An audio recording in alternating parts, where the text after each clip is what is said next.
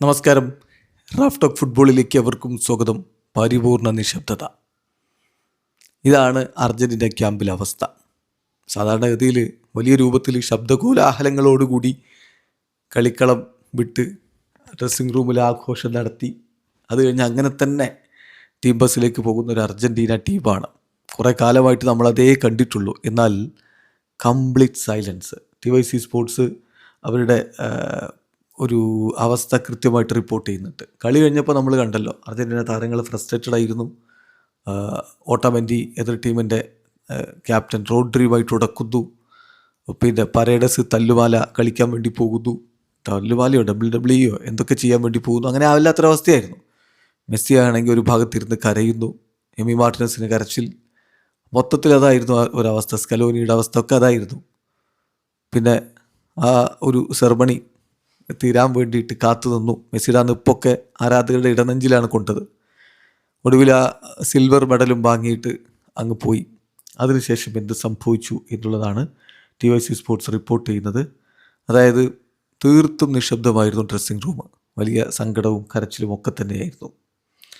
അതിനുശേഷം team stadium വിട്ടു. കളി കഴിഞ്ഞ് ഏതാണ്ടൊരു 2 മണിക്കൂറിന് ശേഷമാണ് ടീം സ്റ്റേഡിയം വിട്ടത്. ഒരാളും ഒന്നും സംസാരിക്കുന്നുണ്ടായിരുന്നില്ല. മാധ്യമങ്ങൾ കാത്തു നിന്നു, അവർ പുറത്തേക്ക് വരുന്നതിന് വേണ്ടിയിട്ടും അവിടെ വെച്ച് ചോദ്യങ്ങൾ ചോദിക്കാനൊക്കെ ആയിട്ട്. പക്ഷേ ലയണൽ മെസ്സിയുടെ ഒരു പ്രസ്താവനയെങ്കിലും ആരാധകരിലേക്ക് എത്തിക്കാൻ മാധ്യമങ്ങൾ ആഗ്രഹിച്ചു. ഒരു വാക്കും ആരും സംസാരിച്ചില്ല. കംപ്ലീറ്റ് സൈലൻ്റ് ആയിരുന്നു എന്ന് റിപ്പോർട്ട് ചെയ്യുന്നു. ഒരേ ഒരാൾ മാത്രമാണ് മാധ്യമങ്ങളോട് സംസാരിച്ചത്. അത് ലയണൽ സ്കലോനിയാണ്. സ്കലോനി പറഞ്ഞത്, "the lads in the mood to talk at this moment and that's fair." അവർ ഇപ്പോൾ നിങ്ങളോട് സംസാരിക്കാൻ പറ്റുന്നൊരു മൂഡിലല്ല. കളിക്കാരും നിങ്ങളോട് സംസാരിക്കാൻ പറ്റുന്നൊരു മൂഡിലല്ല. അതുകൊണ്ട് അവരങ്ങ് പോവും. ദാറ്റ്സ് ഫെയർ എന്ന് കോച്ച് പറഞ്ഞു എന്നാണ് TYC സ്പോർട്സ് റിപ്പോർട്ട്. മെസ്സിയുടെ വേർഡ്സ് വളരെ ഈഗേർലി ലോകം മുഴുവൻ കാത്തിരുന്നതാണ്. 39-കാരനായിട്ടുള്ള താരം ഇനിയൊരു വേൾഡ് കപ്പ് കളിക്കാനുണ്ടാവില്ല. കളി തുടരുമോ ഇല്ലയോ, എന്താണ് സംഭവിച്ചു, ഇത്തരം കാര്യങ്ങളൊക്കെ വലിയ രൂപത്തിൽ ആരാധകർ അറിയാൻ ആഗ്രഹിക്കുന്നതാണ്. പക്ഷേ മാധ്യമങ്ങൾ കാത്തു നിന്നിട്ടും മെസ്സിയും മറ്റുമൊന്നും ഒരു കാര്യവും സംസാരിച്ചില്ല. അതേസമയം സ്കലോനി ഇനി തുടരുമോ എന്നുള്ള കാര്യത്തിൽ ചെറിയ ഒരു സൂചന മാത്രം തന്നു. ഡിസംബർ വരെ ഞാനുണ്ടാകും. ആഫ്റ്റർ ദാറ്റ് കാര്യങ്ങൾ കോംപ്ലിക്കേറ്റഡ് ആണ്, ബുദ്ധിമുട്ടാണ്.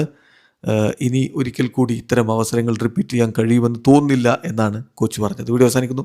ഫുട്ബോൾ ലോകത്ത് കൂടുതൽ വിശേഷങ്ങളുമായി റാഫ് ടോക്സ് എത്താം.